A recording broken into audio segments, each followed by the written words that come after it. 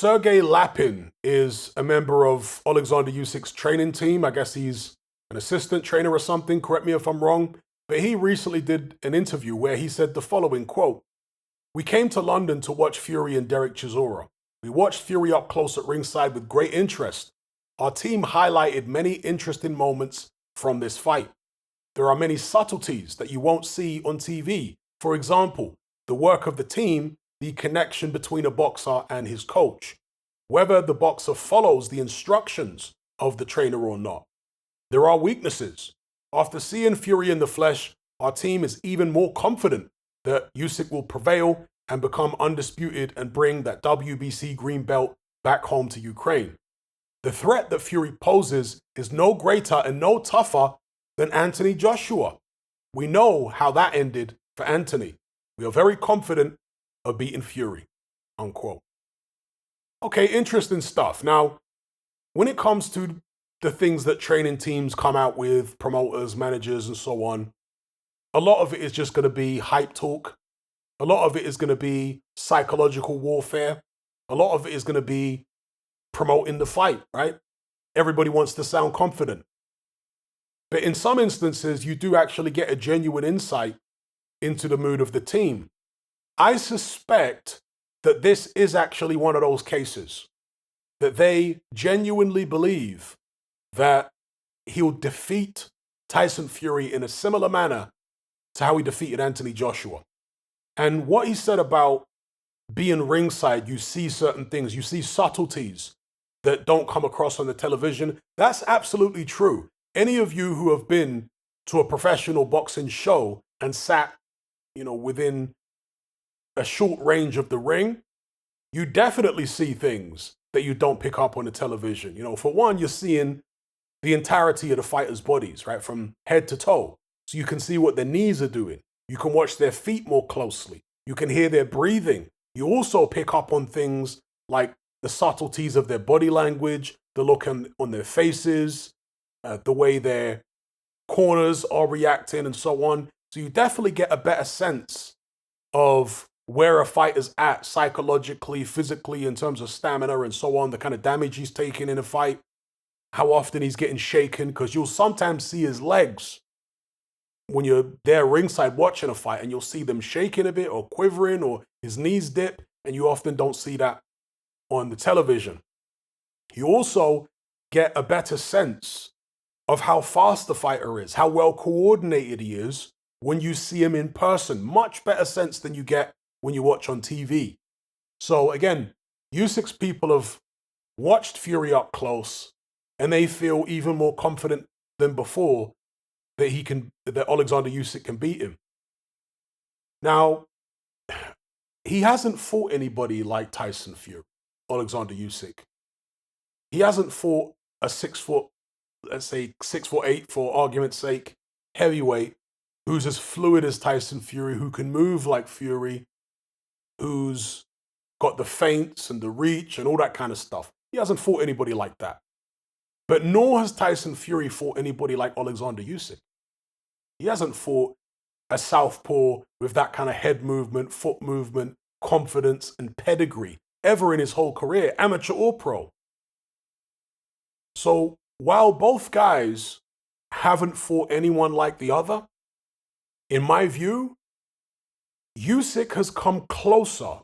He's had opponents who are closer to Fury in terms of size and ability than the opponents Fury has fought being close to Usyk, if that makes sense. So you look at the guys Fury's been fighting over the past few years: Derek Chisora, Dylan White. I mean, these guys are plodders, okay? The foot speed and the footwork gap between Usyk and the likes of Chisora and Dylan White is absolutely vast, okay? Then you go back and look at Deontay Wilder. Wilder, very clumsy footwork. I mean, you look at him on the pads for his training camps when he's with Malik Scott, it's actually comical watching how clumsy Wilder is with his footwork, okay? Now, before that, he fought Otto Wallin. That's probably the closest Tyson Fury has ever fought in his whole career to somebody with the footwork of an Oleksandr Usyk. And Otto Wallin is a pound shop Usyk. He's nowhere near as good. His footwork isn't as good. His head movement isn't as good. His hand skills aren't as good. But that's the closest that Fury's got. Now, Fury, for my money, when he fought Wallin, had quicker feet than he does now. He was maybe 10, 15 pounds lighter back then than he is now. Maybe he's hitting harder now. Maybe his punch technique is a bit better today. Punches more correctly. But in terms of his ability to move around the ring, I think it was a bit better when he fought Otto Wallin. If you look at the first couple rounds, he was moving around the ring at a good clip, and quite nicely. With that being said, he still got caught with a left hand from Wallin and had a badly cut eye. And so my whole thing is, if Wallin can get close to you and line left hands early, I don't see why Usyk can't. Do you know what I mean? So anyway, main point I'm making is, the last time Tyson Fury fought somebody with, let's just say, the foot speed of an Oleksandr Usyk was Steve Cunningham. Now, I would say, of course, because Wallin is a southpaw, southpaws share a lot of similar moves. Not all the same, of course, but some similar moves and a similar approach. That's why I mentioned Wallin. But Wallin doesn't have the foot speed of a Steve Cunningham. He's heavier than Cunningham. He's bigger than Cunningham, right? Cunningham, different style than Usyk, but as I say, both guys moving up from cruiserweight and they can get around the ring real quick.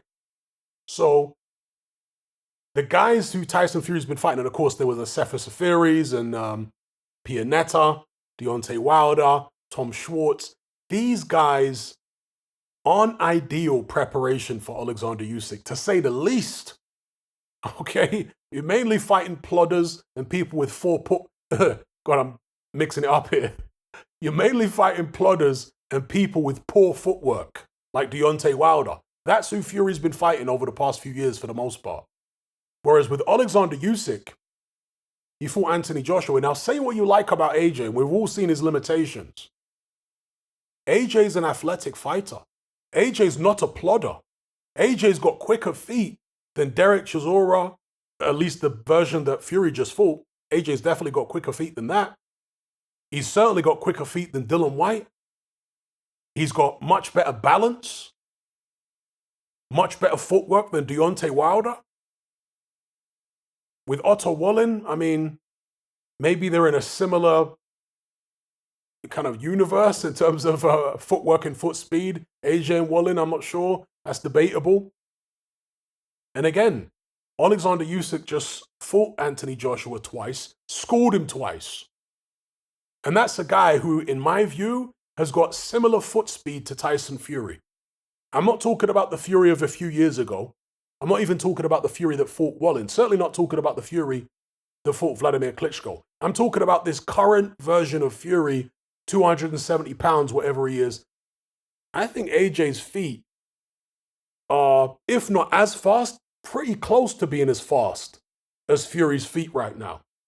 Now, he's not as slick as Fury. He doesn't use all the feints. He's maybe easier to read and all this kind of thing. But when it comes to AJ trying to close down the distance on Usyk, I don't think Fury's going to be able to move in much quicker than AJ did when AJ decided to move in, right? In the 8th or 9th round, whenever it was. I don't think Fury can move in much quicker than that. And when AJ moved in with that attack, almost everything was blocked by Usyk. It looked dramatic at the time, right? But if you go back and look at the slow-mo, Usyk blocks and slips nearly every punch. And AJ is a good combination puncher. He puts his punches together for a big man very quickly and well.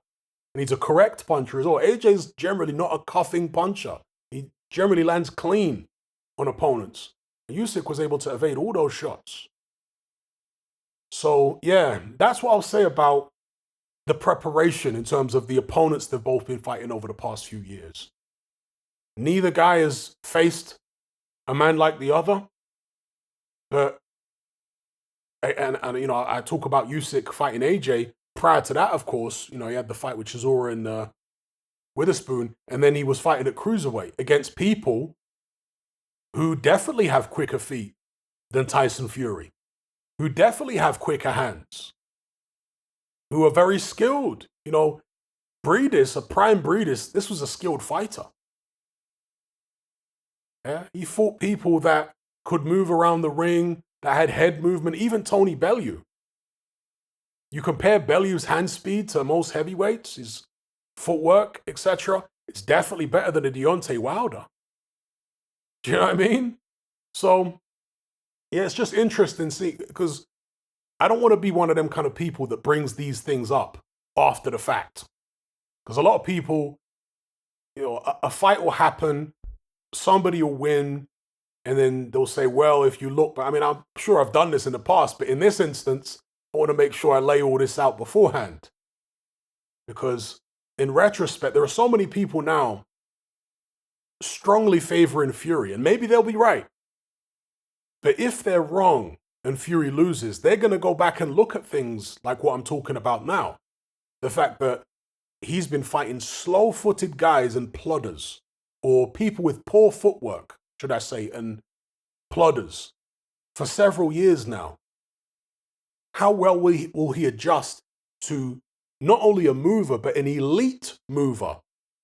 And it's not just the feet, it's the head movement simultaneous to the foot movement. How well will Fury adjust to that, given the kind of opponents he's been fighting for years now? Remains to be seen, but it's a very interesting thing to consider. So give me your thoughts in the comment section below about what Oleksandr Usyk's team has been saying here, that they're very confident he beats Tyson Fury. Again, to reiterate, I don't think, or at least I'm not anticipating, Usyk beating Fury as easily as he beat AJ. I know some other people are. There's a couple of people in my Element group who think it's actually going to be even easier for Usyk against Fury than it was against AJ. I'm not one of those people. I don't think it'll be easier because it would be an embarrassment if Fury were to go out there and start getting outboxed at long range and not do what Anthony Joshua failed to do, which is step on the gas and fight a big man fight. That would be embarrassing. Because he was obviously tearing AJ to shreds after the way AJ boxed in both of those fights. So you can't go from doing that to then step in there against Usyk and lose in the same fashion. No, you better step on the gas. You better do what it takes. AJ was too tentative. He was too concerned about his stamina and his chin to do what needed to be done. Surely Fury won't be. I know Fury, he doesn't have an iron jaw, but he's got good powers of recovery, and surely he'll take the chances that AJ was afraid to take in that ring against Usyk. So that's my take on it. Give me your take in the comment section below. If you're tired of the biased narratives and mass censorship on mainstream platforms, and you want to be part of a community of critical thinkers who love free speech just as much as you do, then come and join me on Patreon and access my weekly no-holds-barred, censorship-free podcast where we lift the lid on a wide variety of controversial topics. It's not mainstream friendly, it's not politically correct, but that's the whole point. We dare to stand as a beacon of reason against an army of insanity. Just head on over to my Patreon page and select the tier called Hatman Hot Topics. You'll gain access to a minimum of 2 hours of exclusive content every single week, including podcasts, videos, interviews, live stream Q&As, as well as my popular Confessions of a Nightclub Bouncer series. Not to mention a vast back catalog of hundreds of hours of previous episodes. You can listen via the Patreon app with the option to download in high-quality MP3. We've also got an Element group where you can come and chat and hang out with myself and other members. Unlike Discord, it has full end-to-end encryption, is decentralized, and is 100% censorship-free. You can also send voice notes as well as much larger audio and video files than you can on Discord. So come and sign up on Patreon. There's no contract, there's no commitment, you can cancel at any time, and it's cheaper than a cup of coffee. So I'll see you over there. I'm out.